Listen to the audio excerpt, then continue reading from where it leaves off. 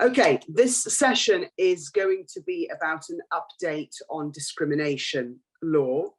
And we're going to talk about some cases that have been reported in the last year or so, which are cases about various elements of discrimination law.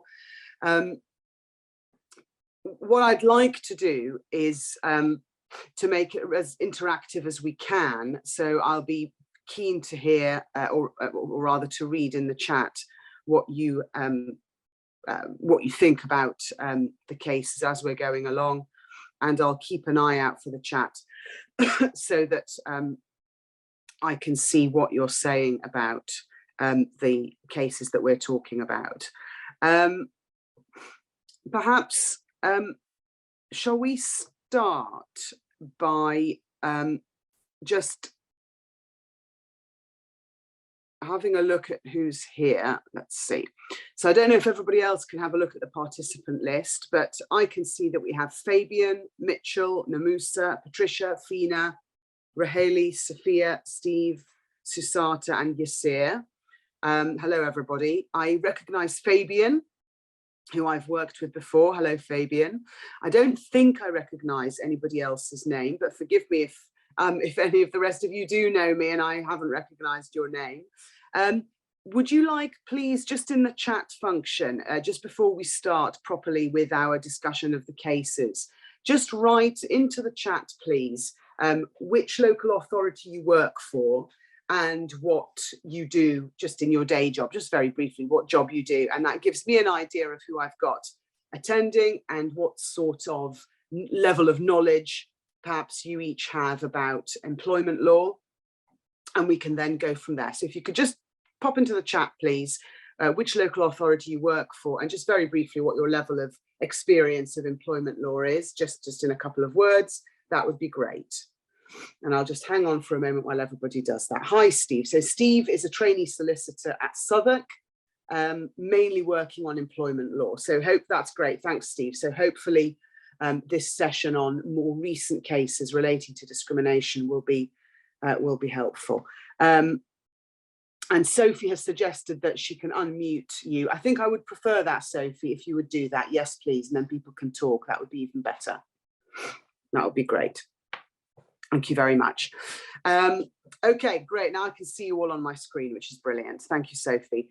So Susata is a housing solicitor. Fabian is still at Brent. Hello, Fabian. Very nice to see you, as I said. Fabian is a housing and civil litigation lawyer and is studying for employment law on the LPC. Fina works for Harrow in contracts, procurement and information. Yasir is a trainee doing an employment seat at the moment. Okay, great. So we've got a mixture of people there, a mixture of experience.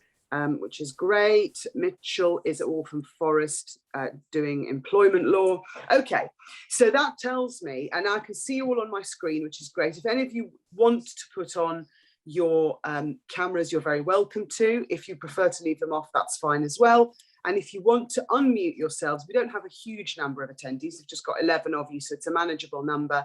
And if you want to unmute yourselves and just speak up, if you want to say anything at any point, then I think that will be absolutely fine. So you're very welcome to do that. Okay.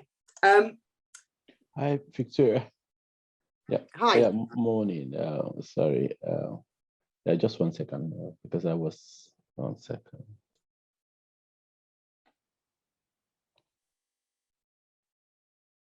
Just while you're doing that, I'm just going to see who else has replied. So Sophia is a trainee solicitor at Brent, interested in employment but not doing employment at the moment.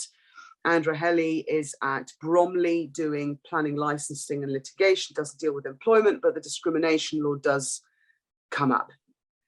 Okay, so we really do have a big range of experience and backgrounds in terms of our attendees, which is great.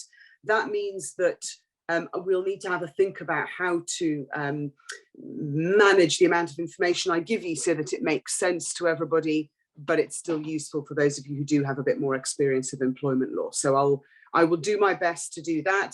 If at any point anybody has any questions that are about really basic elements of employment law or any questions about something more complicated, please do just go ahead and ask. If all I would ask, rather than doing a sort of hands up on the Zoom, if you could just speak, but just say who you are before you speak, just so that I know and so everybody else knows who's talking. Okay, so we're going to start with talking about a couple of cases which are about the way that settlement agreements work in employment cases, and particularly relevant to discrimination, settlement of discrimination cases. This will be certainly important and practically important to those of you who are either doing employment law or who are interested in doing employment law, because those of you who do employment law know that settlement agreements, compromise agreements in employment cases are very, very highly regulated. And they are not like the compromise agreements that those of you who don't do employment law will be used to from housing work or planning work or any other type of work that is not based on the statutory framework of employment law. Employment law is considered to be a fundamental right, a right that deserves greater protection than some other types of rights. And as a result, both the Employment Rights Act, which governs most employment rights, and also the Equality Act, which specifically governs discrimination, puts a limit on what parties can settle in employment litigation. And we're going to just see in these two cases how that played out in a particular couple of sets of facts. So I'm just making sure that we haven't got anything else in the chat. If anybody, as I say, if anybody wants to say something, please do just go ahead and speak rather than using the chat. Pardon me. Okay. So the two cases we're going to look at relating to settlement agreements and discrimination are a case from September 2021, reported at the start of this year, a case called Arvonescu and Quick Release. And then we're going to look at a case much more recently, just from October, from last month, called a case called Bathgate and Technip UK Limited. And both of those cases are cases in the Employment Appeal Tribunal. They both relate to whether a claim could proceed or not because a settlement agreement had previously been reached. The first case, case of Arvonescu, is about a claim of victimization. Now, for those of you who are new to employment law or from other areas of law where victimization is perhaps less common, just a very quick sketch.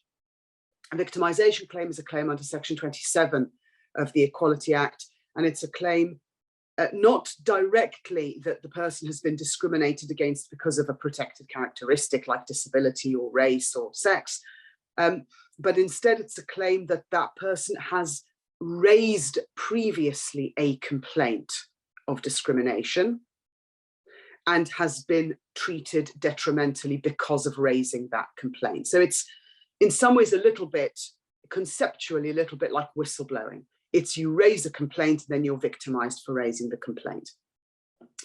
And in this case, Arvonescu, this individual who was Romanian, worked for this company, Quick Release, as an engineer. He worked for them for a very short time in 2014, so a very long time ago. He was dismissed after just a month, and he raised a claim of race discrimination against that company. It took a long time to get that settled, 4 years. Who knows why? It's not made clear in the case, but anyway, perhaps not that unusual for employment cases to take so long. And in March of 2018, he settled his race claim against Quick Release in a settlement agreement, which was mediated by ACAS. So far, so good. He had raised a claim, he had settled that claim. the reason it got complicated was that in May of 2018, so that's 2 months after he had settled his claim against Quick Release, he issued a new claim against the same company, Quick Release. This time it wasn't a race discrimination claim, it was a victimization claim.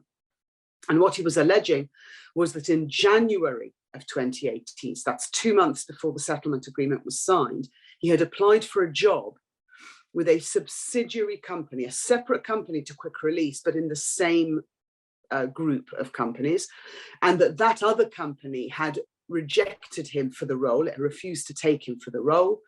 And he said that was victimization by the other company, Quick Release, because it had refused to give him a reference for the subsidiary company because it still harbored a sense of grievance against him because he had brought the race discrimination claim. And the tribunal struck out his claim, his new claim, for 2 reasons. First of all, they said that it wasn't possible to argue that the refusal to provide a reference to a different group company could amount to a victimization by the original company. And secondly, more importantly, for the purposes of our discussion, the employment tribunal said that the settlement agreement back in March 2018, which used the following set of words. It said that it was in full and final settlement of all or any claims or rights of action arising directly or indirectly out of or in connection with the claimant's employment with the respondent, its termination, or otherwise. So it was an extremely widely stated claim. It was full and final settlement, all claims, direct or indirect, arising out of or in connection with employment or termination of employment or otherwise. And the tribunal said that was wide enough to cover this situation. And the Employment Appeal Tribunal agreed with that. So we're going to look at briefly at how they addressed the question of the settlement agreement, and I'll explain to you how that was decided in the Employment Appeal Tribunal. But it is also worth noting, just for future reference, that this appeal is still in play. Mr. Arvunescu has now appealed to the Court of Appeal, and so keep an eye out. We may hear the Court of Appeal consider this question and decide maybe that the Employment Appeal Tribunal got this wrong. It's an interesting question.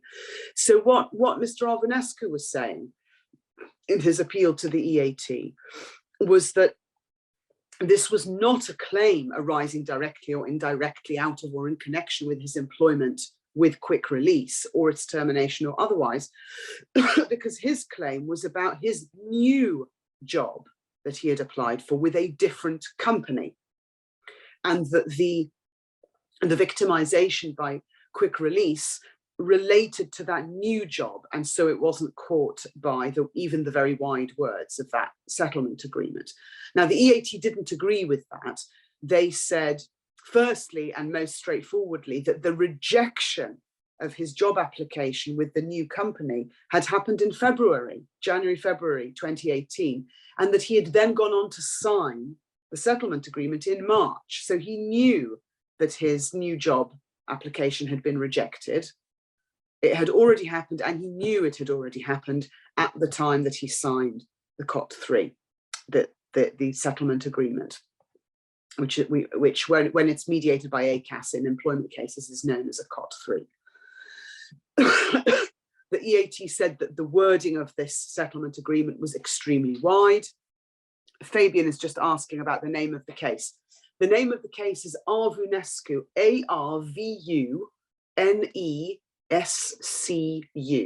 Arvunescu versus Quick Release. And the citation, in case you want to look it up, is 2022 EAT 26.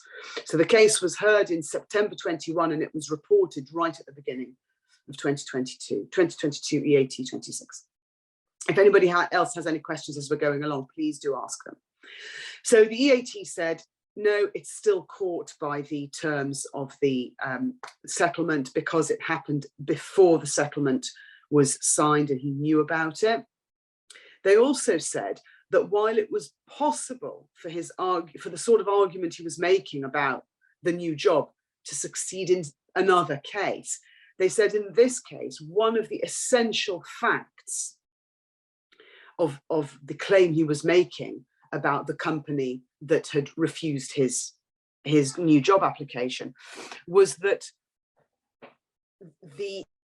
there was a direct connection between his previous job with Quick Release in 2014 and the claim of race discrimination that he made in relation to that job, and his claim of victimization in the refusal to offer him, or the rejection of his application for the new job.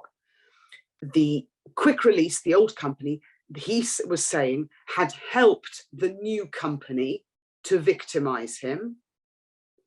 And that was directly because he had made a complaint of race discrimination while employed by Quick Release.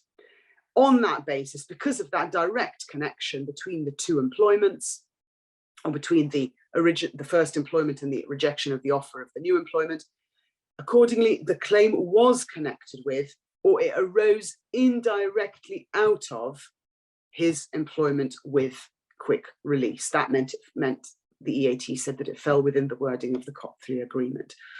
There was also an issue in that case, by the way, about whether the claim could have merit, where the old company Quick Release wasn't involved in the job offer, it was simply providing a reference.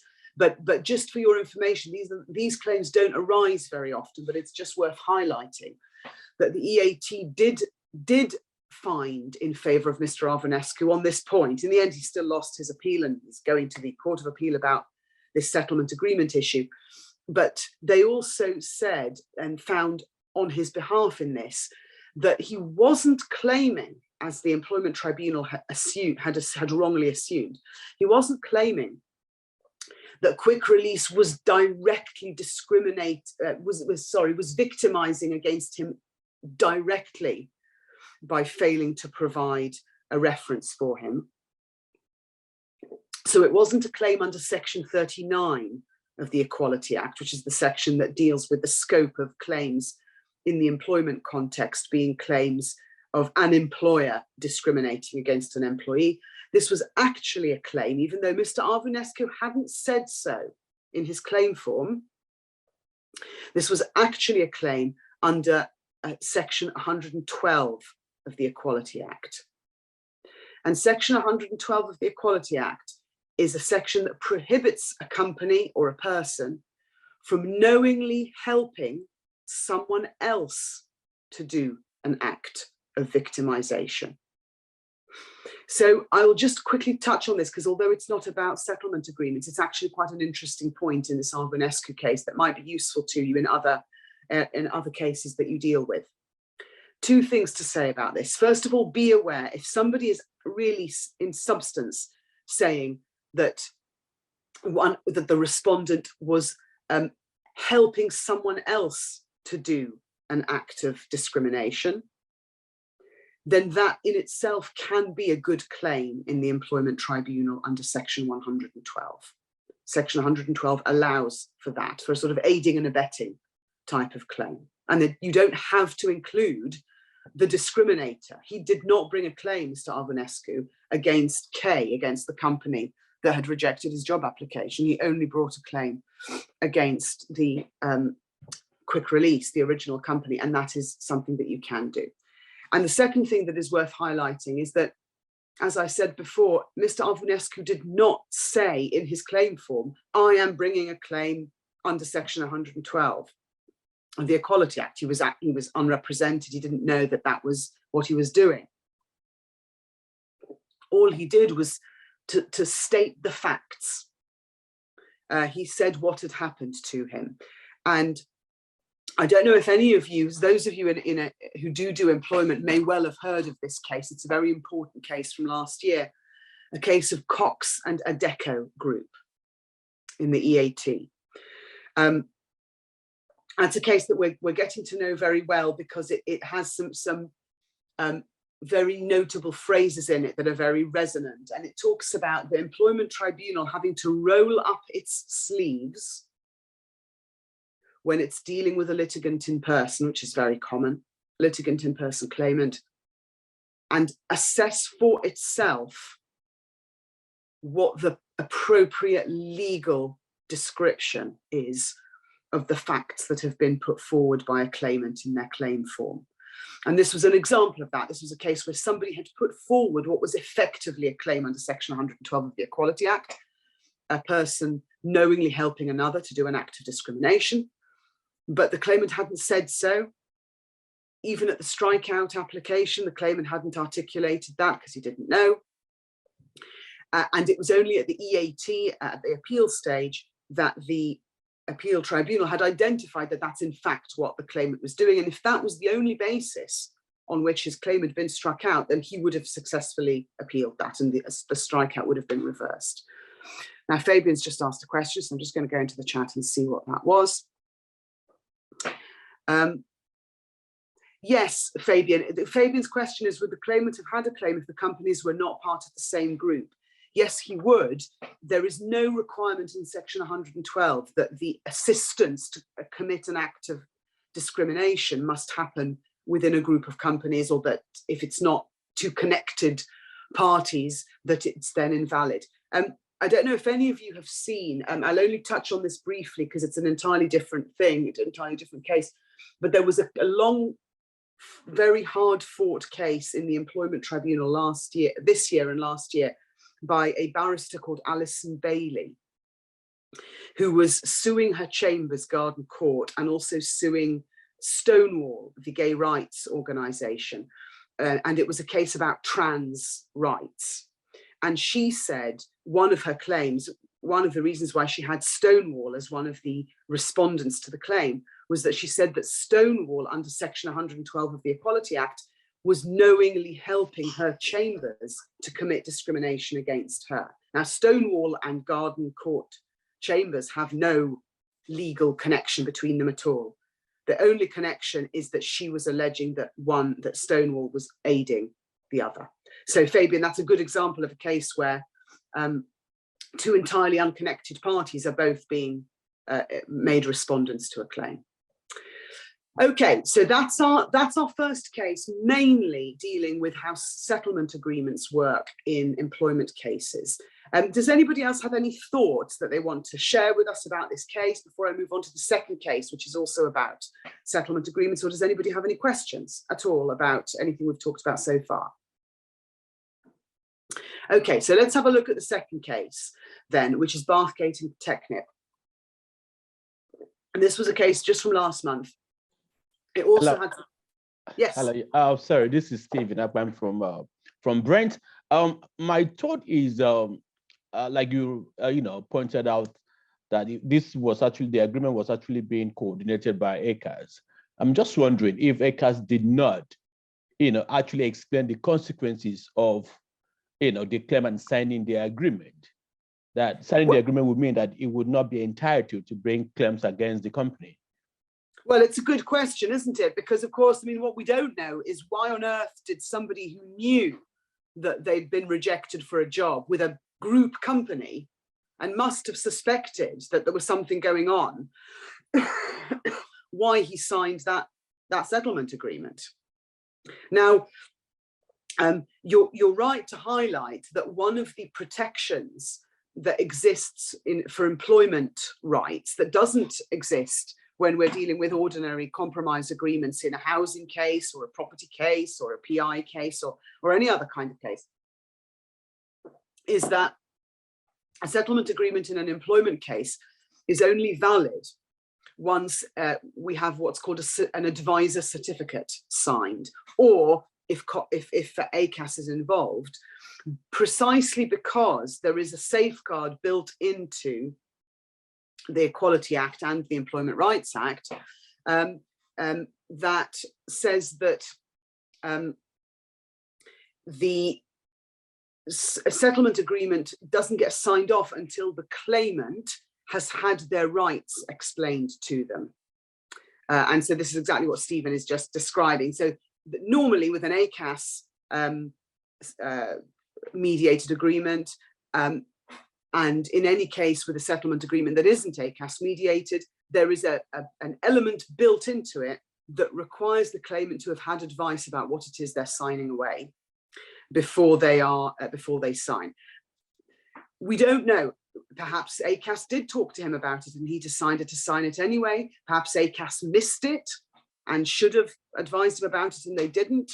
We'll never know ultimately the answer to that question, but it is a good question, and it is worth highlighting that one of the safeguards of the ACAS system and the settlement agreement system in employment cases is that an agreement can't be signed off until an advisor has certified that they have advised the person about their rights. Maybe he has a claim against ACAS for failing to advise him. We don't know that. I'm just going to have a look into the chat and just see what we've got here. Right. Fabian is just making the point that his colleague Steve is also named as Fabian on the screen. So that's fine, Fabian, no problem at all. Let's see. And then Steve, I don't know if that's a different Steve, I think. That's right, Steve, you are, let me just check who you are, because you said so earlier. Steve, you're at Southwark, and you're just saying in the chat, the case seems to be an illustration that widely drawn provisions in a settlement agreement that waive an employee's rights to any kind of future claims are effective. Steve, thank you for making that point very, very much, because you're wrong. Because our second case, Bathgate and Technip, is a very nice example of how far that can go, that point that you're just making about how wide the terms of that settlement agreement are, and how far the terms of settlement agreements cannot go. So let's talk about that. Our second case is Bathgate and Technip. It's from October, as I've said, just a month ago now. And it's a case about a man, Mr. Bathgate, who worked on a ship. Now, if you find that you are at a loose end and you're going to have a look at the cases, you will see that the case of Bathgate and Technip is also about matters of jurisdiction of the employment tribunal relating to employees aboard ship who spend their time in international waters rather than in the UK. We are not going to deal with that at all, but you will find, if you look at the case report, that quite a lot of the case report is about whether or not this man worked on a ship, which ship he worked on, and for how long, and so forth. What's important for us is that Mr. Bathgate was made redundant. He was made redundant in 2017, and that's important. It was a long time ago. When he was made redundant, he signed a redundancy agreement and he accepted a redundancy package. And that redundancy agreement, sorry, I'm just making sure my screen isn't wonky. That redundancy agreement waived his right to bring various types of claim. And it listed all the different types of claim that he was signing away, much like the COT3 in the Arvonescu case that we've just been talking about. And one of the claims that was listed that he was signing away was a claim for age discrimination. And that was what the contents of the redundancy agreement included.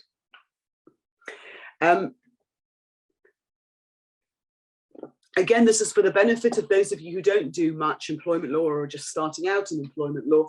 One of the other safeguards that employment settlement agreements include, as well as that advisor's certificate or ACAS mediation that we've already talked about, is that claims being settled in a settlement agreement in an employment case can't simply say any and all claims or rights of action. The COT3 wording that I read out to you from Arvonescu was very broad, but that COT3 also included, because all COT3 agreements do, a full list of every type of claim that was being settled. So, but now I'm not talking about whether it's a claim in the future or in the past, whether it's about a claim against the current company or a different company. We're talking about jurisdiction.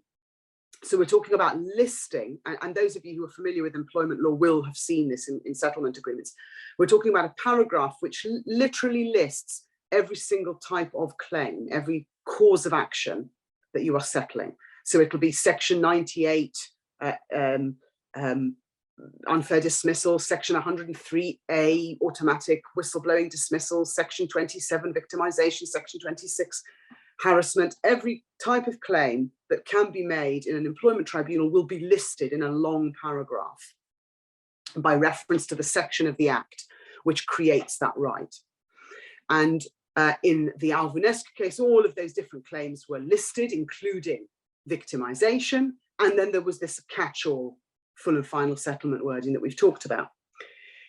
In Bathgate, there was a similar sort of shopping list of all the different sections of all the different acts that were being settled. One of them was age discrimination.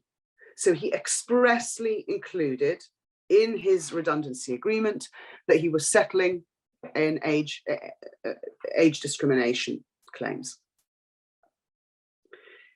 And because of that, when he then did make a claim against this company, stating that he had been discriminated against later on, when the company, Technip, decided not to pay him his pension because of his age. So that was his claim, the claim of age discrimination because the company had later decided not to pay him his pension. The employment tribunal held that he had already settled that claim because he had listed age discrimination as one of the claims he was settling when he signed the redundancy agreement. And the EAT, so he appealed that to the EAT, that was heard in last month.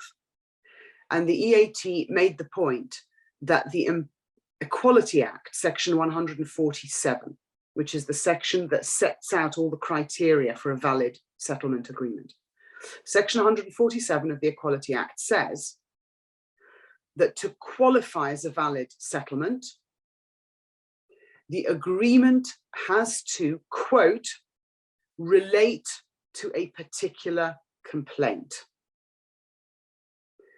It has to relate to the particular complaint. And it's that wording, relate to the particular complaint, which you also have in the Employment Rights Act, that means that companies routinely list every single type of complaint in their settlement agreements. Shahzad, I'll come to you in a moment with your query. I'll just finish this point. So, I'll just give you those words again because the words are important. Section 147 of the Equality Act says that to be a qualifying settlement agreement, it has to, quote, relate to the particular complaint. And the EAT made the point that every known complaint can be settled, that the claimant had entered into this agreement waiving his right to pursue various types of claim, including age discrimination claims. But, and this is Steve's point, Steve from Southwark's point, that does not mean, even though age discrimination was specifically listed in the settlement agreement, that does not mean that a particular complaint, I'm making quote marks here because it's important, it did not mean that the particular complaint, which is the words in section 147, had been identified in the settlement agreement. So even though age discrimination is listed, the particular complaint had not been identified in the settlement agreement because the words, the particular complaint, must mean a complaint that had already arisen between the parties. Does everybody see that? So a particular complaint, that's the words in section 147, must relate to something that's already arisen between the parties. It cannot, says the EAT in Bathgate and Technip, mean some future claim that is not known about and has not yet arisen. And the EAT distinguished employment claims, and particularly discrimination claims, in section 147, but the same would apply to non-discrimination claims under the Employment Rights Act. The EAT distinguished these from ordinary common law principles, where the EAT said it could be possible, if you framed the agreement widely enough, you could have a compromise agreement in ordinary claim where you sign away your rights to sue for a future claim before you know that that claim exists. But in an employment context, in a section 147 context, merely listing the legal character of a claim, age discrimination, or the section number of a claim, section 13, direct discrimination, for example, would not in itself be enough to bring that complaint within the words, the particular complaint, because the words, the particular complaint, anticipate the existence of an actual complaint or actual circumstances, facts that exist at the time of settlement or have existed in the past at the time of settlement. The words, the particular complaint, in section 147 are not sufficient to describe a potential future claim. So in this case, Mr. Bathgate succeeded on his appeal. The redundancy agreement did not settle his age discrimination claim because it was not known about and did not exist at the time of settlement, and the case was remitted for him to continue with his claim of age discrimination against Technip UK Limited, and we now await to see what happens in that case. So I'm going to now check the chat and see what questions there are about that, and then I'll also see if there's any other questions so far. Yes, Shahzad, please do unmute and ask your question, absolutely. Yeah, thanks, Iris, for the very helpful overview. I just got a couple of questions about this. As I understand it, there's, and I'm sorry to put you on the spot, that I'll kind of do quick fire questions. First thing is, I understand there's now, although I haven't looked into it as much detail as you, I must confess, there now appears to be a conflict at EAT level. I think it was, I can't remember the cases, but I think it's Lady Wise said some other case future claims could be rolled up. So do you think this more recent judgment is to be preferred by practitioners? Yeah, and actually, if this is something that you're coming up against and that you're interested in, I would go and read the Bathgate EAT decision, because it goes through all the previous case law, including that case, Hinton, University of East London, and says, yes, actually these cases have been misconstrued. Okay. Which is what appeal judges like to do, don't they? They don't like to say I'm right and you're wrong. They like to say, I entirely agree with Lady Hale, or whoever it is, and it's just that everybody else other than me has misunderstood what she said in that case, and in fact what it means is this. So I think you're right in that there is some confusion in the appeal cases. I think that if you're acting, I think you as attendees, because you're at local authorities, you're not going to be acting for claimants, but be aware that claimant lawyers will, I'm sure, be relying on the Bathgate case to make their arguments in future about this sort of situation. Whether or not you can argue in future that Bathgate is wrongly decided or that it misunderstands the Hinton case, and that in fact future claims, as long as the wording is clear enough, can be settled, is, I think, at this stage a moot point, Shahzad. I think it's a complexity that probably needs some Court of Appeal decision. It's not yet being reported, but it's possible that Bathgate may get also get appealed, like Arvanescu. Ask you about that. That would be my next And we question. do end up.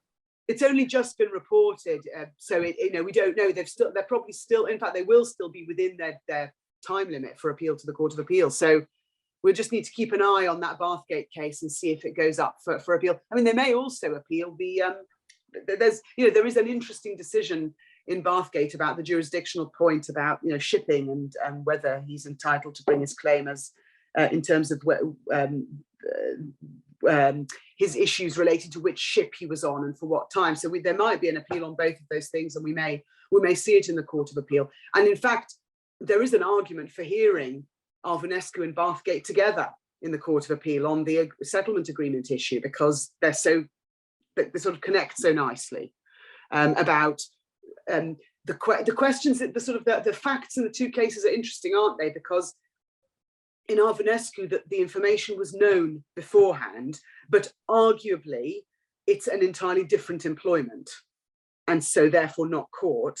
Whereas in Bathgate, the information, it seems, genuinely was completely unknown at the time of the settlement. Though you could make, I think, a good argument in the Court of Appeal that the question of whether or not the employee pays the pension of whether the employer pays the pension of the employee is something which is within the contemplation of the parties at the point of a redundancy exit.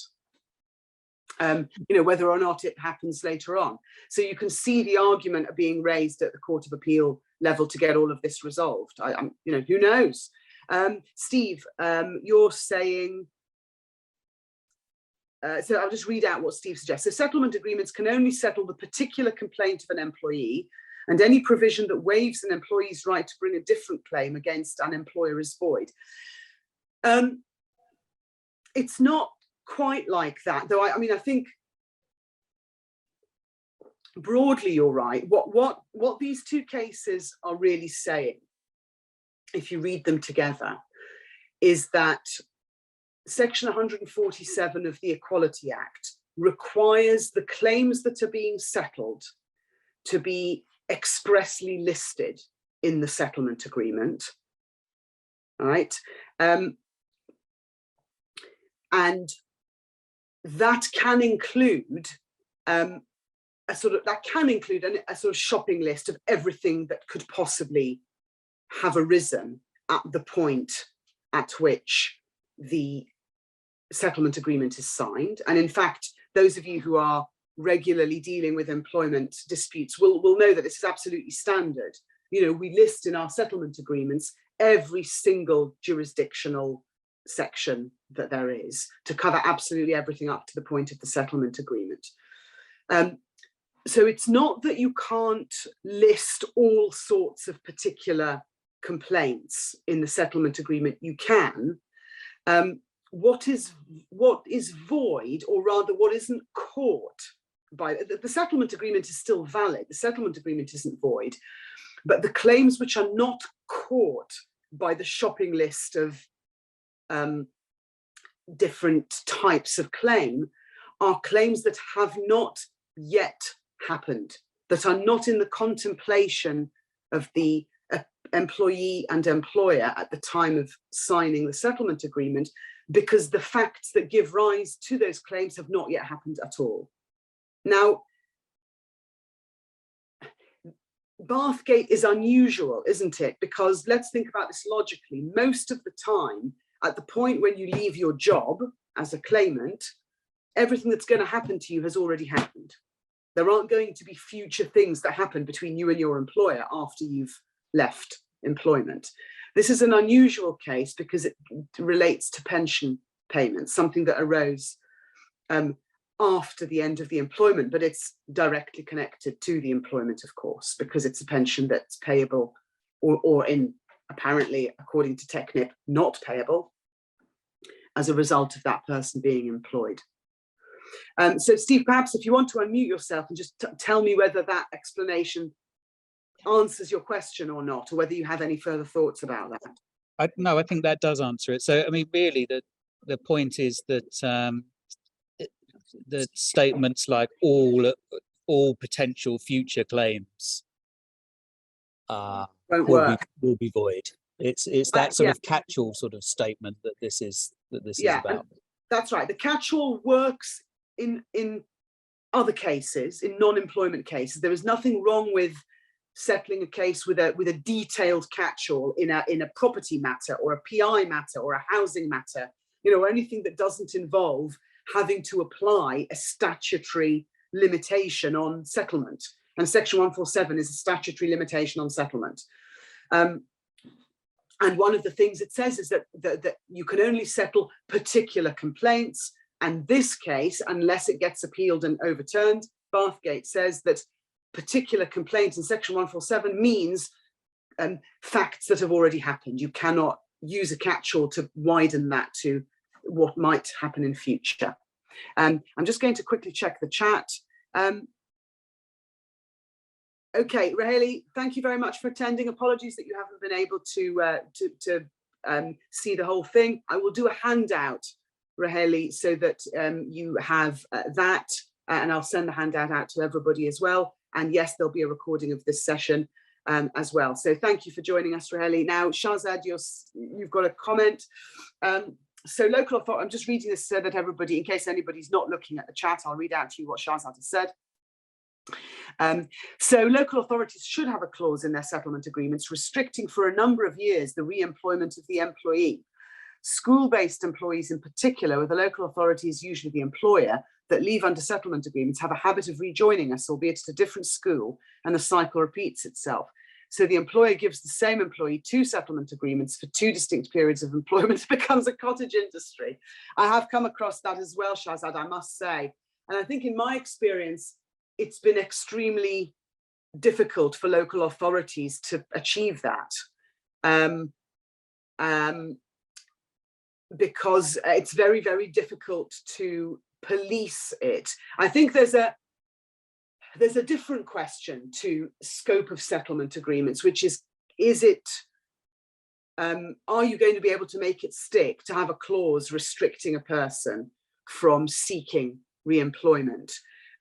Let's just talk about this for a moment. It's not exactly the point from these 2 cases, but it is an important point, and I suspect that other people have come across this. This is a particularly school situation where somebody leaves under a settlement and then joins another school. Here's a question for you, Shahzad. What do you include in the settlement agreement as the sanction for the breach? So let's say you get the person to agree that they will not rejoin any school in the local authority area for 5 years after signing the settlement agreement in return for the payment that they're going to get. And then they do. What do you do about it? You could include a term that says that the payment that's been made to them is then clawed back. So yes, Iris, that's what we do at Ealing, but I'm concerned it's a penalty. Well, that's the concern, and there's also, I think, probably reputational issues there, I suspect. I know that a lot of local authorities and other public sector organisations don't think that it looks bad, basically, to include these sorts of clauses, and that in the end, it creates bad publicity. But in principle, you can do that. In principle, you can certainly have a clause of that kind, but you have to think very carefully about what the sanction is going to be for breach, and whether in the end, you're going to feel pressured by that individual publicising what's happened to not put into effect the sanctions that you've given yourself under that agreement. I think these days that employment claimants, particularly those with legal help, are pretty savvy about making life uncomfortable for public sector employers who try to enforce settlement agreements, sadly. So you've got that practical issue to deal with. But yes, certainly it is possible to include in a settlement agreement a term that says that if you do rejoin another school in the local borough area, or another, even if it's not a school, if you rejoin the local authority in any capacity in the borough area, within X number of years that you then have to repay the payment. Okay, let's have a chat now about a completely different sort of case. And I'd be interested to know if any of you have heard about this, because there was a lot of chatter about it certainly in sort of employment barrister circles over the last couple of months. And that's a case of Cowie and Scottish Fire and Rescue Service. So I don't know if anybody wants to, well, I suppose there's no point in saying no if you don't have any knowledge of it. But if you do know the case, I'd be interested to hear that. And just to jog your memory, if it is something that you've heard of but you didn't remember the name of the case, it's a case about Scottish Fire and Rescue giving their staff an additional right to paid leave, special paid leave during COVID, during the pandemic, and then claims being brought, you might think, you know, perhaps rather cheekily, really, claims being brought by two groups of employees saying that the way that the more favourable paid leave was applied to them was discriminatory. And spoiler alert, I'll give you the answer, which is that the EAT held that if you are giving employees an additional, something that is beneficial to them, that is over and above their rights in a emergency situation like the pandemic, then applying criteria to that extra right, which is a favourable treatment, not unfavourable treatment, but actually unusually favourable treatment for employees, that if you apply certain criteria to that, that cannot amount to unfavourable treatment. So let me give you the facts so that we can illustrate that. That's the principle, but I'll give you the facts so that we can illustrate that more clearly. So you've got two types of claim in Cowie. There's a Section 15 claim, discrimination arising from disability, brought by disabled employees of the fire service. And you've got a Section 19 claim, indirect discrimination claim, brought by female employees of the fire and rescue service. And for those of you who are in civil areas of work, non-employment, you are probably in due course going to find that Section 15 claims are the ones that you more commonly see. So particularly for you, it's worth just keeping an eye on cases that relate to Section 15, discrimination arising from disability. And I'll just give you a very quick background to Section 15 claims, just so that those of you who are a little bit new to employment law or discrimination law can see where we're going with this point.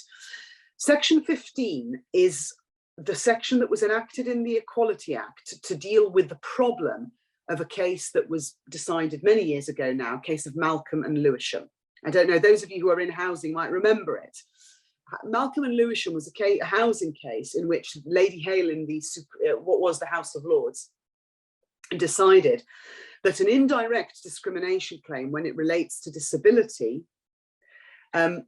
requires a comparison between people who have the claimant's disability and don't have the claimant's disability, but in every other way, their circumstances are materially the same. So Malcolm and Lewisham was a housing case. I think it was a case about antisocial behaviour, though if any of you want to correct me on that, I'll take a correction.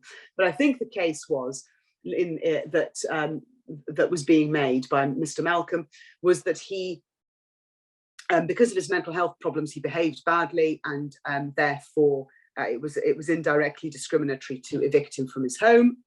The Supreme Court, the House of Lords, held no, anybody who behaved in the way that Mr. Malcolm did, whether or not disabled, would have been treated in the same way, and therefore there was no disadvantage to Mr. Malcolm. So effectively, Malcolm and Lewisham broke down the practical effect of indirect discrimination to the point where it was meaningless for disabled applicants, disabled claimants. And in reaction to that, Section 15 was enacted in the Equality Act in 2010. Section 15 does not involve any comparison with anybody. Section 15 does not talk about less favourable treatment of one person compared to others. Section 15 simply talks about unfavourable treatment. So it's a little bit like if you're used to dealing with whistleblowing cases or victimization cases, it's a bit like a detriment, unfavourable treatment or detriment. It's something which is unfavourable to that person.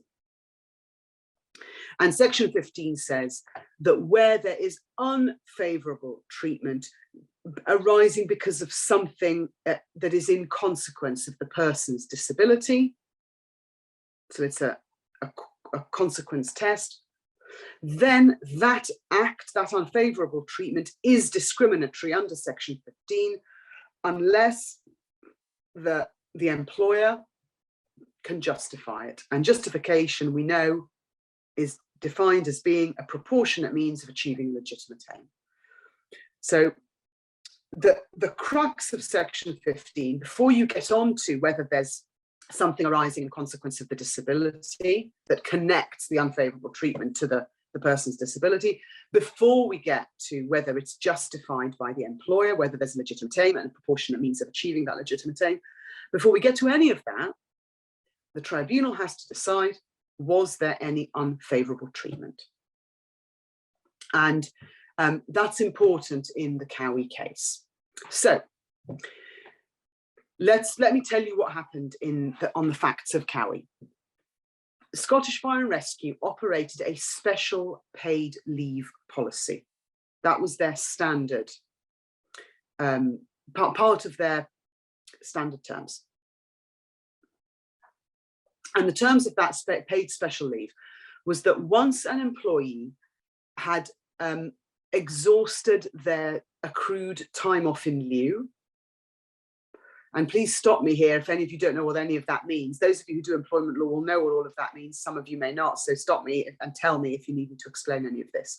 So once an employee has used up all of their time off in lieu, they can request special leave to deal with unforeseen childcare or unforeseen care, non-childcare, adult care issues that they have at home. So what does that mean? That means once you've taken all the time that you're entitled to, you can have more time off and it will be paid to deal with unforeseen childcare and caring issues. There was that policy already in place by Scottish Fire and Rescue. Following the start of the pandemic, when certain employees were shielding and couldn't perform their duties from home, and others with childcare issues or other caring responsibilities also had difficulties, all particularly because of shielding issues, Scottish Fire and Rescue extended that special leave policy that I've just described to you, which was just about childcare and care responsibilities. They extended that paid special leave to address circumstances where it didn't normally apply within their policy to shielding situations. But they continued the previous arrangement to say that before you got access to that paid special leave, you had to use up your time off in lieu and you had to use up your holiday before requesting special leave. So does that make sense? You've got shielding issues, you've got childcare issues, you've got care responsibilities that are affected by the pandemic. You are shielding, or somebody that you care for is shielding. Before you can access paid special leave, you have to use all your holiday and use all your time off in lieu. That led to a group of disabled employees and a group of women employees raising claims in the employment tribunal saying that this was Section 15 discrimination, i.e. unfavourable treatment, that you have to use your time off in lieu and annual leave if you don't want to do that before getting access to paid special leave. And the female employees said that the PCP, the policy, the new policy of requiring them to take time off in lieu and holiday before taking their paid special leave placed them as women at a disadvantage. And the original decision of the Employment Tribunal was that the female employees' claim failed. They couldn't show that there was any group disadvantage for women employees in the way that this policy was applied, as against men, the group of male employees. It held that the men and women employees of Scottish Fire and Rescue Service both ultimately faced the same disadvantage from this special leave policy. So the women lost at first instance. The disabled employees won at first instance. The tribunal held that it was unfavourable treatment within the meaning of Section 15 of the Equality Act to have to use their accrued time off in lieu and their annual leave before taking their paid special, before being entitled to their paid special leave. And the women appealed against the decision that their indirect discrimination claim had failed, and Scottish Fire and Rescue appealed against the decision on the Section 15 claim. And the EAT in August of this year upheld the appeal of the Scottish Fire and Rescue Service, overturned the win for the disabled employees, and upheld the decision of the tribunal on the female employees. So the upshot of all of that is there has been no successful claim against Scottish Fire and Rescue Service. And what the EAT said was that the tribunal, before going on to consider justification, this is exactly what we've just been talking about here, before you go on to consider justification, the tribunal must identify what is the relevant treatment and then decide if it's favourable or unfavourable. That's the first step. So for those of you sort of starting out in employment law, that's a good basic lesson, and it's good to hear it from the EAT, that Section 15 claims are very common because they are easy to prove generally, and the burden very often ends up falling on the employer to justify the treatment. All you have to show is unfavourable treatment and a connection with disability.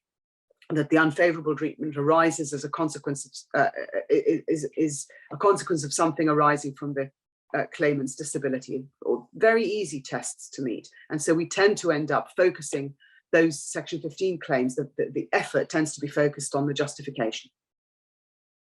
But the EAT just stepped back from that and said, hang on a minute, before you get to all of that, before you get stuck into justification, even if it feels like there's no justification for whatever it is being claimed, you can't get to even thinking about justification before you've identified whether there's unfavourable treatment. So what is the treatment?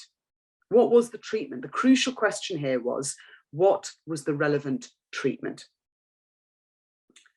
And the tribunal had held that granting the extra paid special leave, so this is important, Scottish Fire and Rescue Service extend their normal paid special leave for employees who are shielding or caring for those who are shielding. That was favourable treatment.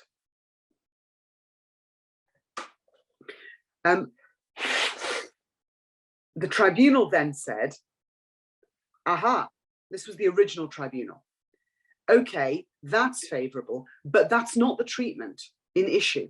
The claimants are not complaining about the application of the extra paid special leave. The treatment they are complaining about is the requirement to use their accrued time off in lieu and annual leave at a time not of their choosing. They're being forced to use it when they don't want to use it. And that, said the original tribunal, is unfavourable treatment.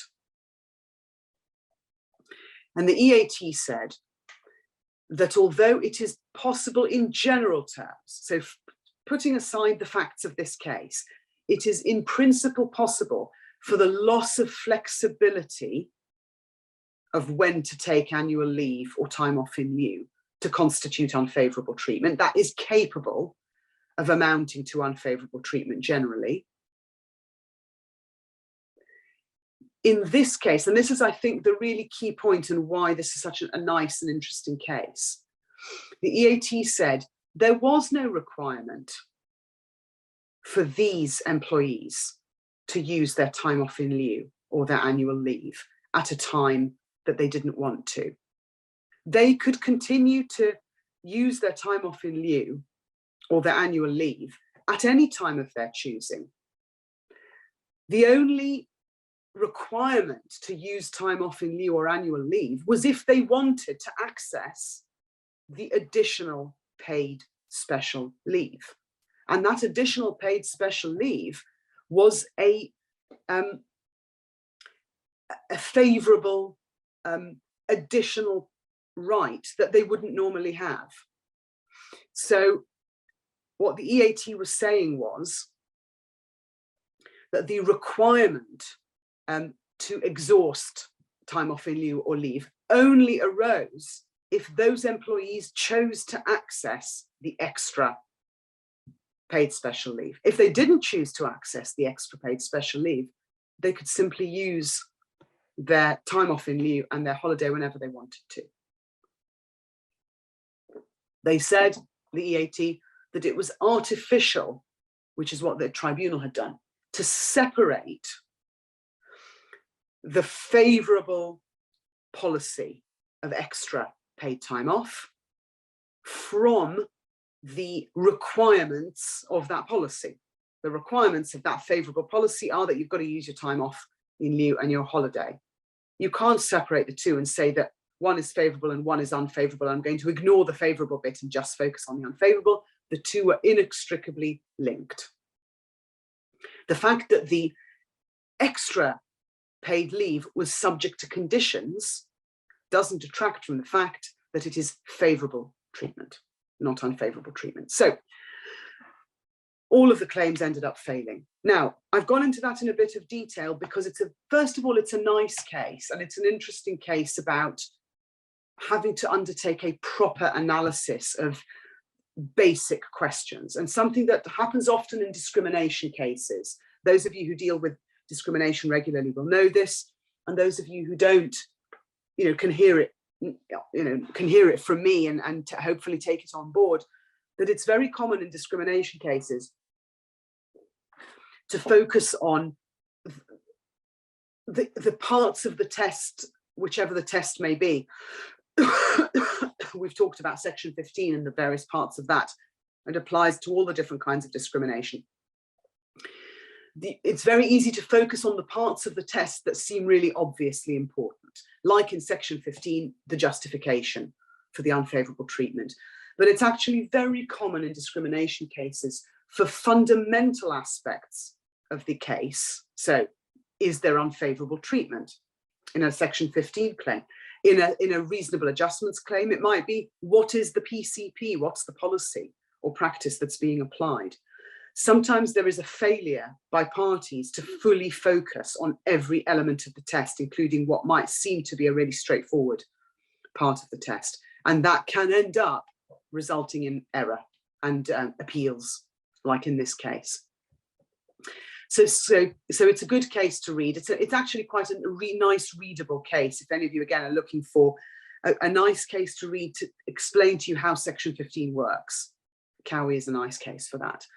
Are there any questions about Cowie, or shall I move on to the next case? I'm going to just pause for a moment to see if anybody has any questions, and then I'll move on to discuss the next case. Okay, so we're now going to talk about something that probably comes up fairly often in your caseload if you are one of the attendees who does employment cases, and that is long-term sickness absence. So this is a case called DWP and Boyers. I don't know why, but all of the cases involving really crazy and bad decisions on long-term absence seem to be DWP cases. I don't know what the DWP is doing, but they don't seem to do very well when it comes to long-term sickness. So DWP employed a lady called Miss Boyers, and she was employed for more than 12 years for DWP. I think she was employed at various job centres. And she was dismissed in January of 2018 after more than 12 years employment because she had been on long-term sick. I think she had been off sick for more than a year at the point when she was dismissed. And you might say to me, perhaps particularly if you're not a seasoned employment lawyer, well, come on, you know, if she's been off for more than a year, surely that's a fair dismissal. It's not as simple as that, of course. And this comes back again to section 15, the section of the Equality Act that we were just talking about. It's a type of claim, section 15, that comes up an awful lot. It's very important. We've already talked about what the various elements of section 15 are. You know that it's unfavourable treatment. You know that there has to be a connection to the person's disability. It has to be something arising because of something arising in consequence of the claimant's disability. And then if there's unfavourable treatment, if it arises in consequence of claimant's disability, then there has to be a defence put up by the company, by the respondent, that it was justified in taking doing the unfavourable treatment because it had a legitimate aim and it was a proportionate means of achieving that legitimate aim. So far, so good. So Ms. Boyes is dismissed after being off sick for more than a year, having worked for DWP for more than 12 years. She suffers from anxiety and depression and from chronic migraines.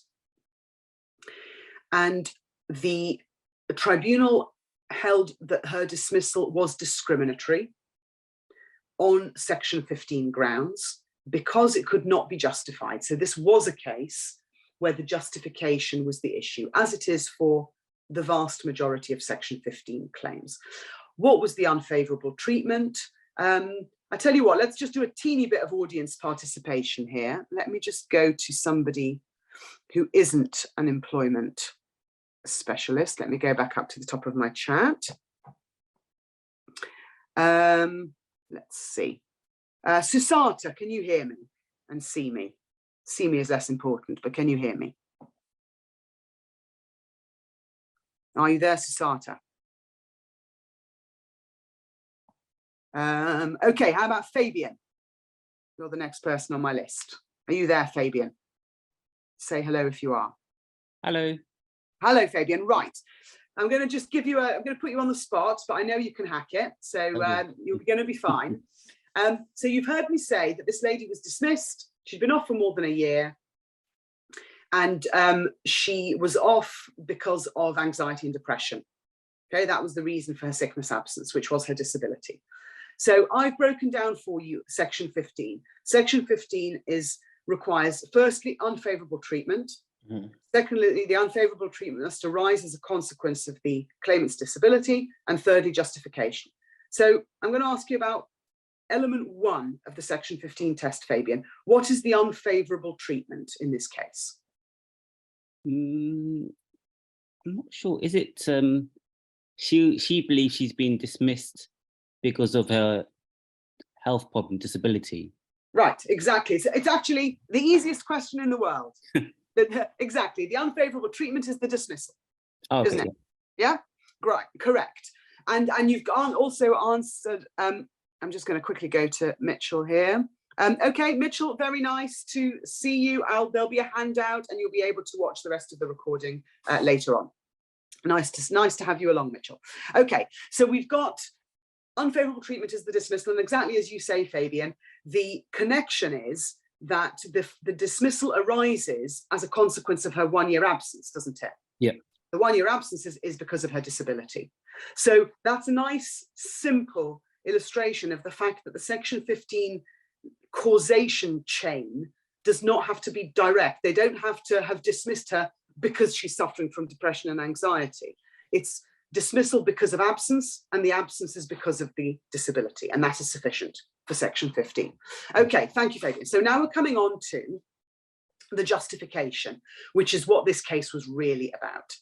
And the tribunal initially, in the trial when it happened, found that The reason it was discriminatory, it was actually also an unfair dismissal, but for our purposes, we're talking about discrimination. And the reason it was discriminatory was that they, believe it or not, it seems surprising from the facts I've given you, but they held that the DWP had moved to dismissal too quickly because they could proportionately have done more to help her back to work. Now, that, I suppose that sort of seems surprising, and indeed DWP were not happy with that and they appealed.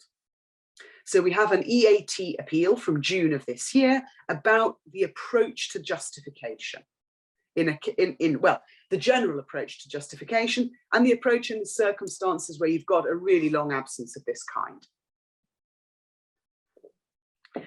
And there are some really interesting, again, if you want to do a bit of reading following on from this session, this is a good case to read. It really gives you a very nice discussion of how justification works and what the tribunal is supposed to do when considering justification. And this will help you when you're advising your client departments about whether they are doing enough in a case where you've got a disability.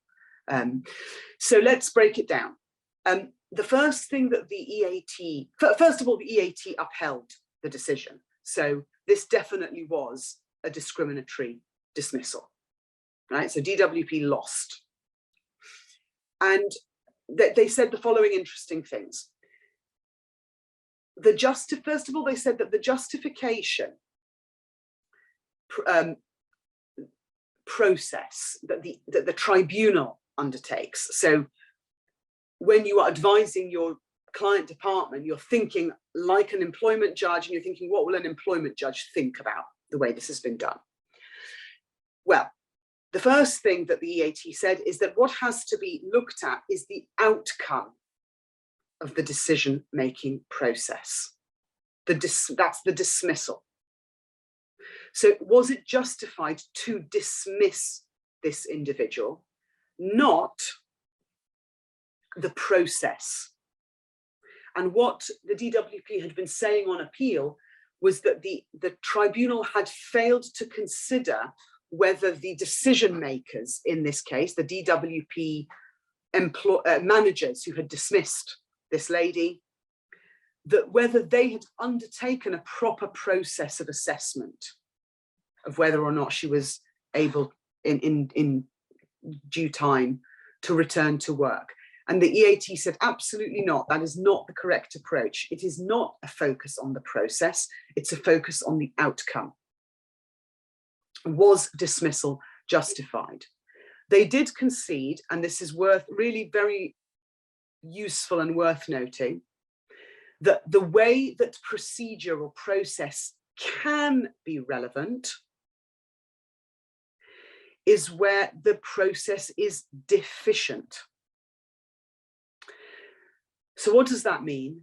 That means if you are an employer and you are attempting to persuade a tribunal that you have acted proportionately, in other words, you've got a legitimate aim in dismissing this employee because of the long-term absence, and that the decision to dismiss rather than do something less than dismissal is a proportionate step to take, where you're persuading the tribunal of that, then you're going to struggle if you have not produced evidence of a good process.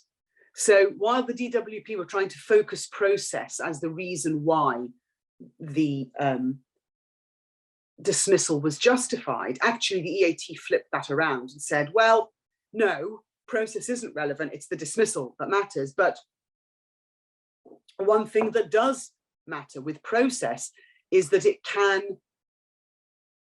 lose a case for an employer if you don't sufficiently evidence your process. Why is that important? Why is process important if it's not properly evidenced?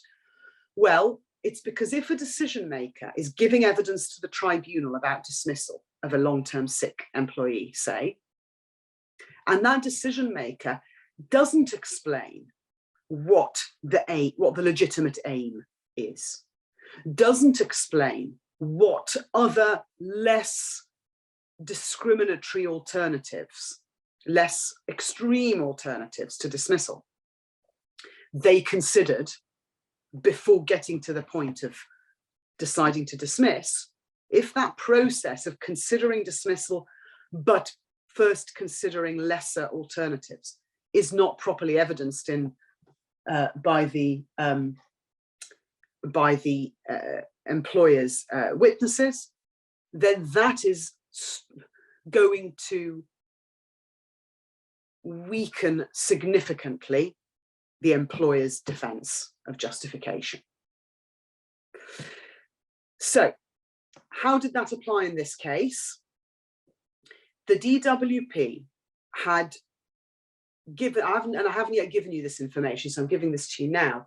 The DWP had put this lady in a trial in another job centre for a time. And it seems from the evidence in the case that that had been relatively successful. She had worked for 6 weeks at this other job centre.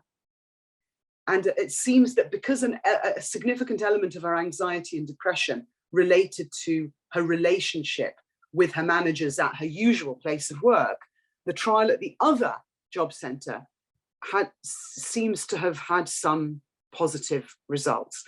But the manager who then considered her for dismissal did not look into or evaluate that trial. There was no attempt to, or no proper attempt to evaluate whether that trial had been genuinely successful. And so because of that, I mean, that was a very narrow point, just the failure to evaluate a work trial at a different location. But that failure to evaluate was sufficient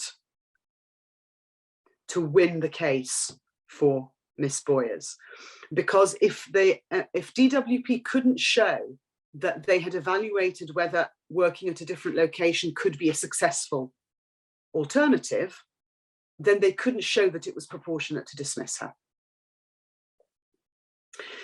Now, there's something else that came up here, which I think is relatively obvious, but worth saying, that the work trial at a different location was outside the terms of her contract.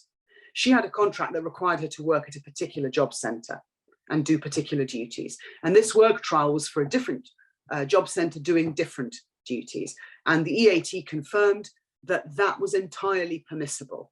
You can have, as a proportionate means of achieving, as an alternative to dismissal, if you're trying to establish that dismissal is a proportionate means of achieving a legitimate aim, it may be proportionate rather than dismissing to go beyond the terms of the contract and allow somebody to work at a different location. And for those, again, for those of you who are familiar with employment law, that will not be a surprise, because even in non-discrimination cases, even if you're looking at a capability dismissal, purely non-discriminatory, so let's say where you've got a illness of less than a year and the person is not disabled, so there's no discrimination element there, or even if you're looking at a redundancy dismissal where there is no question of discrimination, there is always the question in a capability dismissal or a redundancy dismissal, can you provide that person with suitable alternative employment in order to avoid dismissal? And if you can, then that dismissal without giving the alternative employment would be unfair. And so why should discriminatory dismissals be any different? Let's just see a message here from Shahzad. Shahzad, thank you very much for attending. Sorry that you've had to leave as well. Again, this will be recorded and you can watch this back, and I'll do a handout. So thank you very much for your involvement, Shahzad. You've been great. Okay, so we've got the work trial. Proportionality extends beyond the terms of the contract, just like it would in a redundancy or capability case. And just a simple point, which is sort of the final element of this case, where you've got suitable alternative work available somewhere else, even if that's not something that the employee is contractually obliged to do or entitled to, that could be an alternative to dismissal. And if that's a proportionate alternative to dismissal, then you're not going to be able to establish that it's proportionate to dismiss that person. Okay. Sophia, thank you very much for your attendance. Thank you to you as well. And then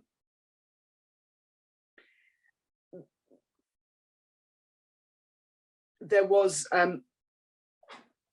also an element in this case about reasonable adjustments and the interplay between section 15 and reasonable adjustments, which we may come on to. I'm just going to have a quick look in the chat.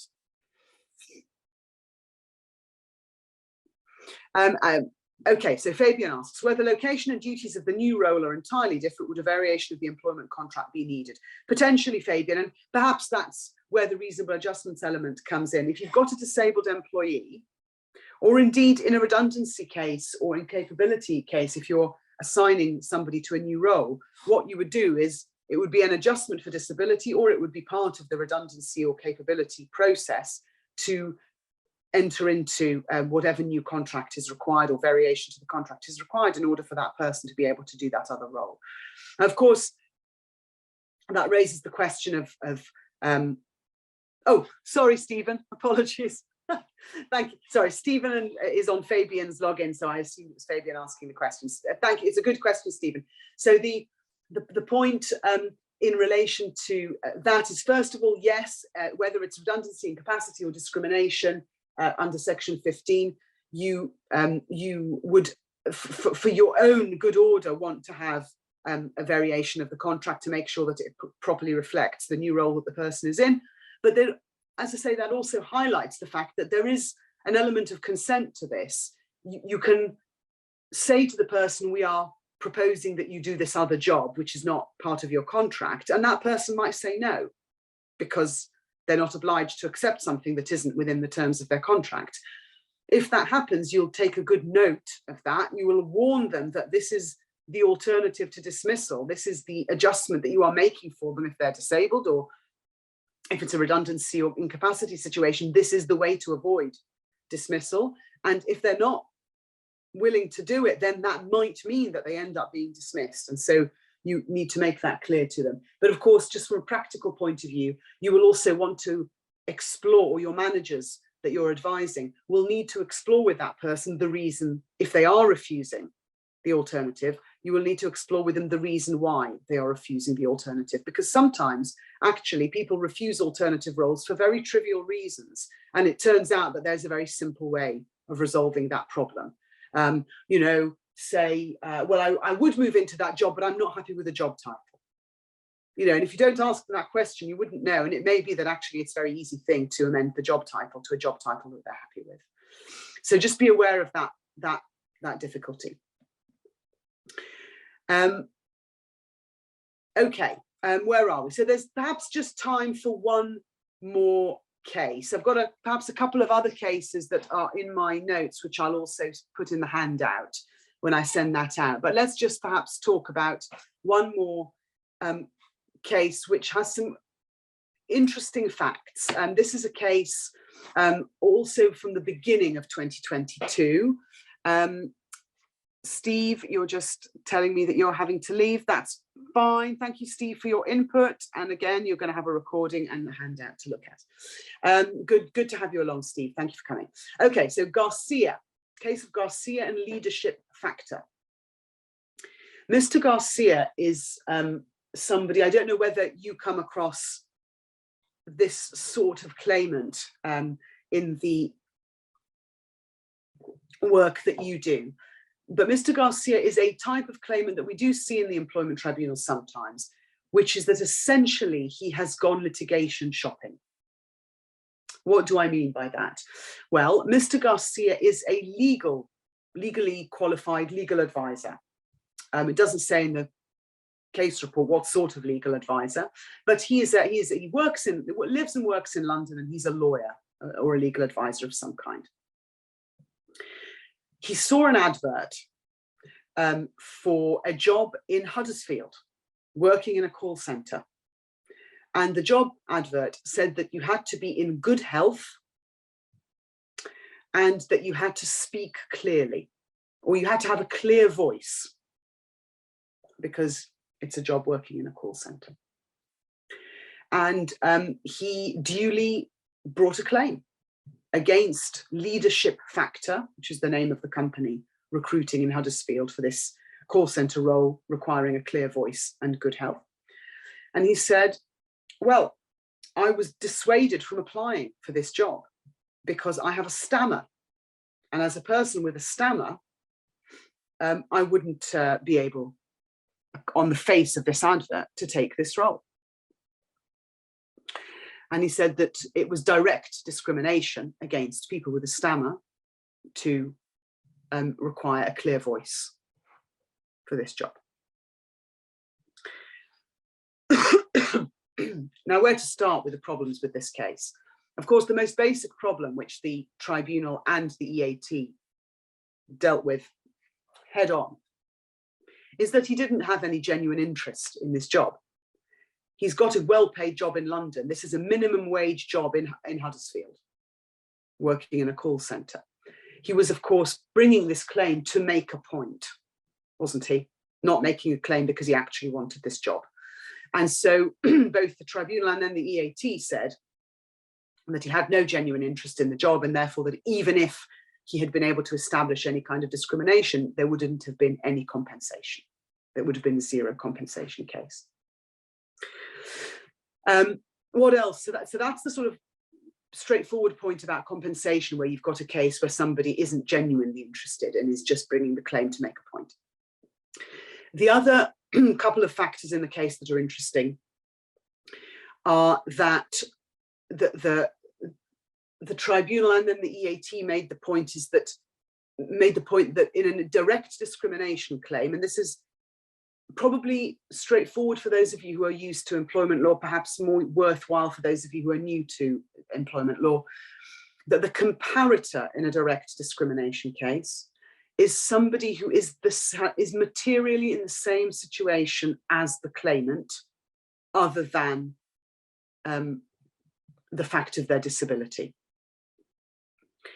So the comparator to somebody with a stammer applying for this job was somebody who also had difficulty speaking clearly. The claimant, Mr. Garcia, said that the correct comparator should have been a person with a clear voice. But that was not correct. The test of direct discrimination is really a reasons why test. Was the requirement for a clear voice attempting to discourage disabled applicants? No, it was simply saying that anybody who did not have a clear voice, disabled or non-disabled, would not be suitable for that role because it's a call centre role. And so the EAT said no error of law in the tribunal holding that the comparator is somebody with the same speaking ability as Mr. Garcia.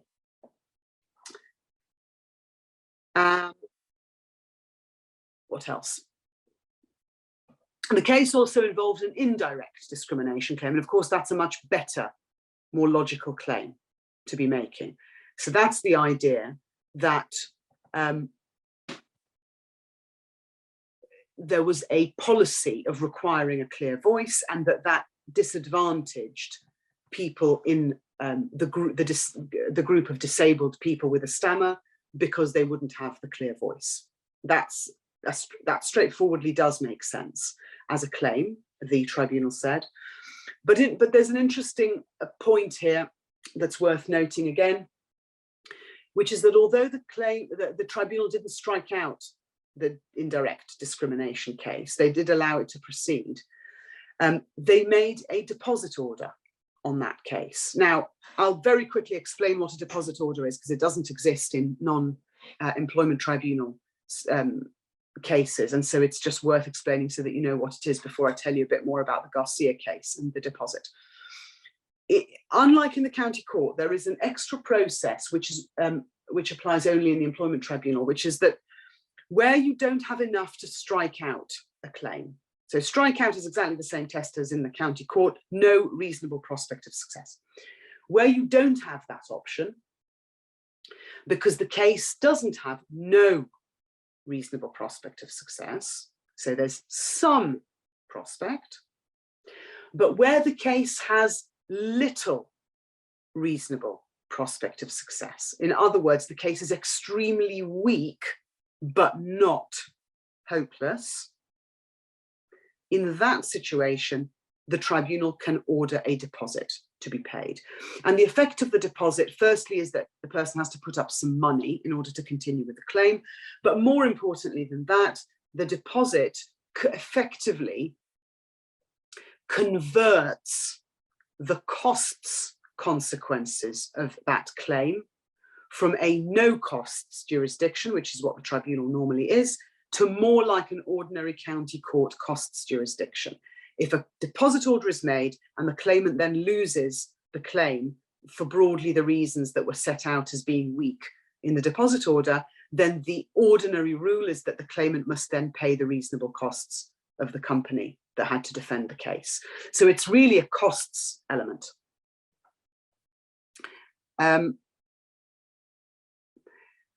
Okay, so that's how deposit orders work. And in this case, a deposit order was made on a very interesting basis.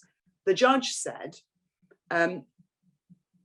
yes, okay, I see that there is a prospect of this claim succeeding on indirect discrimination, because I can see that there is a group disadvantage to people with a stammer in applying for a role that requires a clear voice.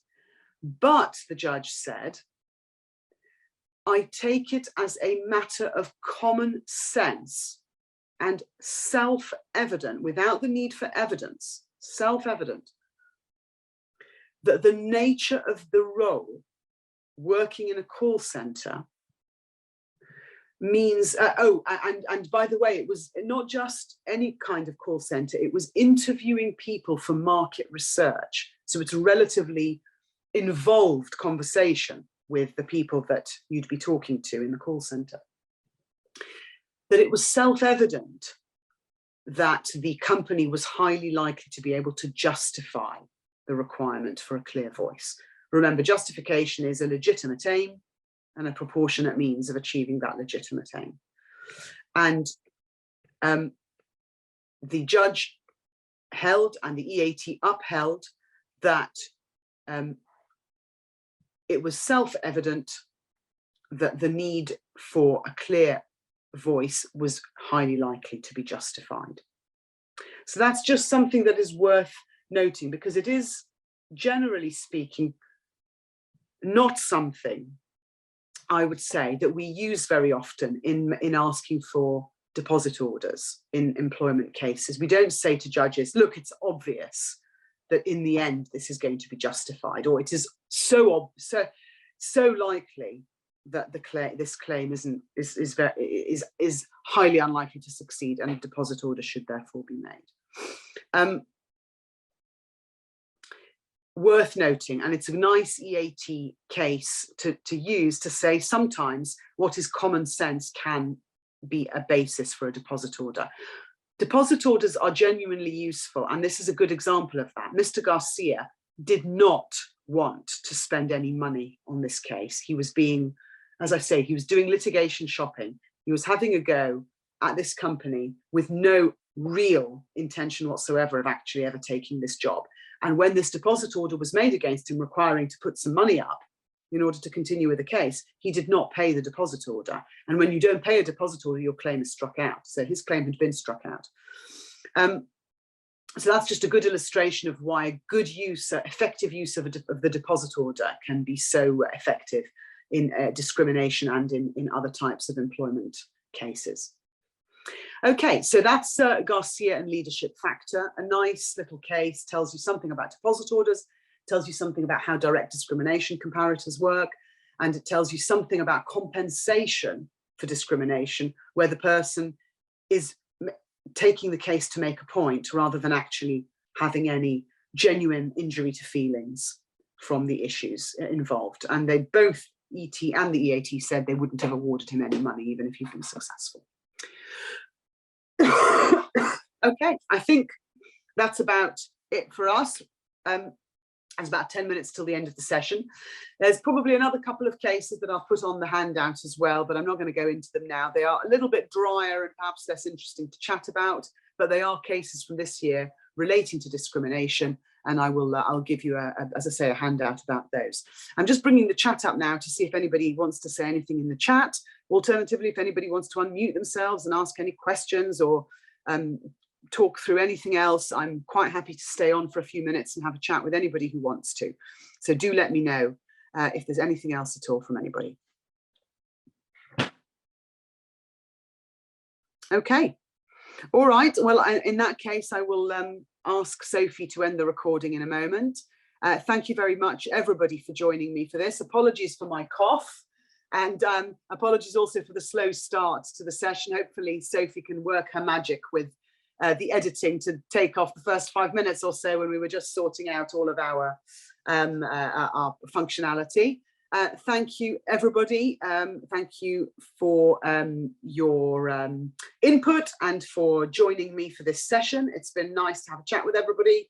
And I look forward to seeing you again on another training session another time. Bye, everyone.